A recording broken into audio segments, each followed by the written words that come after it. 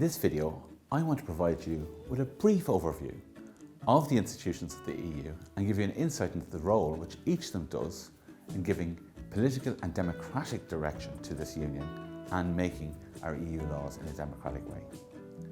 The four institutions I cover here today are the European Council, the European Parliament, the European Commission and the Council of the European Union.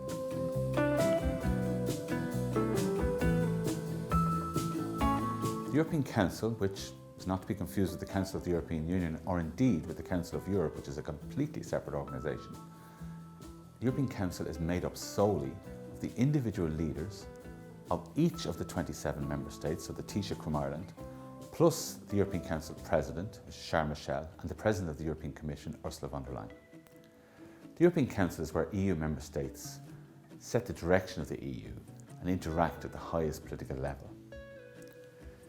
The European Council meets at least 4 times a year in Brussels, but in recent years it has certainly met more frequently than that.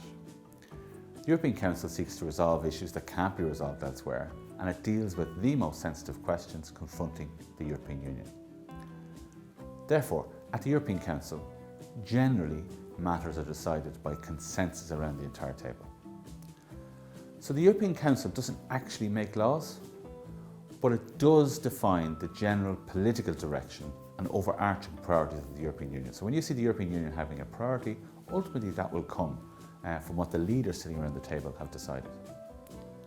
So the European Council then is tasked with setting those general objectives, particularly for common foreign and security policy, as well as the coordination of economic policy and justice and home affairs issues as well.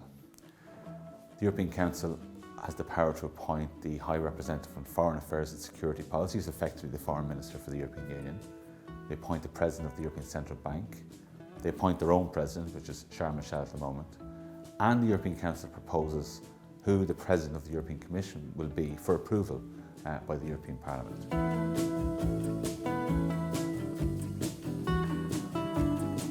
Now, the Council of the European Union is made up of government ministers from each EU country.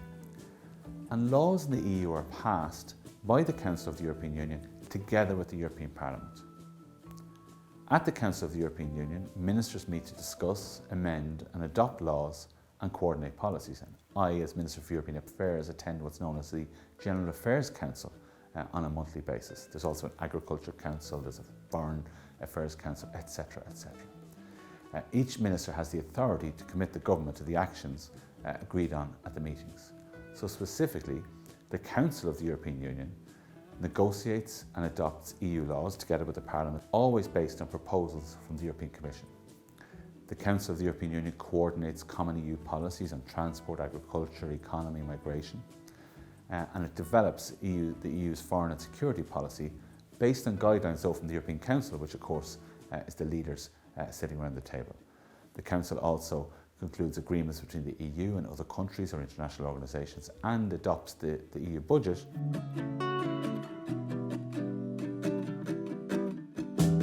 So the role of the European Parliament then, which is probably more familiar to most people, is to represent the people of Europe.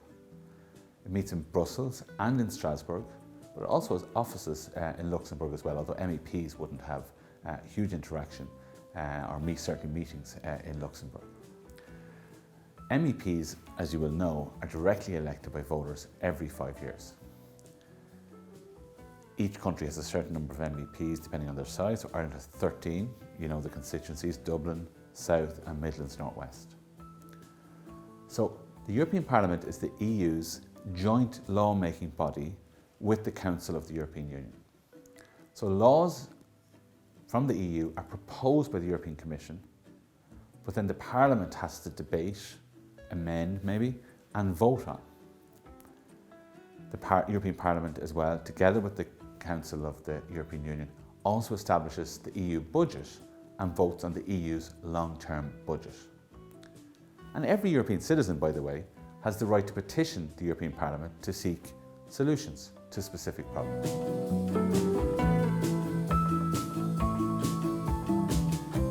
The European Commission is based in Brussels and is made up of 27 commissioners, which is one from each country, and it's led by President Ursula von der Leyen. A clear majority of the European Parliament must vote in favour of appointing the commissioners and the president, even though each country nominates their own commissioner.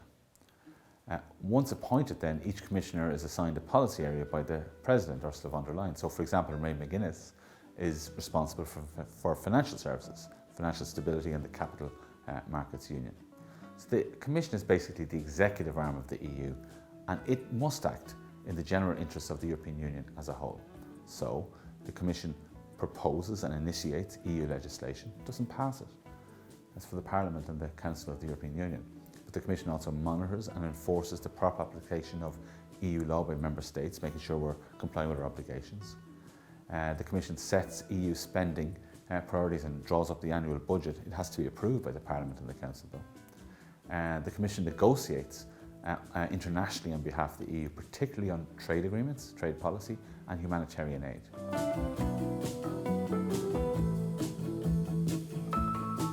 Understanding how the EU works and the way our EU laws are made is really, really important. Democracy is complex and the legislative process reflects that reality. But I hope this video provides you with a greater insight into the workings of the EU lawmaking process. Like any system, it can have its shortcomings, but fundamentally, it's a coming together of people from 27 EU member states who gather to propose, debate, assess and pass laws in the interests of European citizens. That's a remarkable achievement, and these people are democratically elected in the case of the European Parliament, are democratically elected in the case of the member states and the leaders who sit around the table, or appointed by democratically elected governments, for example, the European Commission. So the EU is a triumph of democracy, and it is one which Ireland is proud to be part of. Gur Malbert.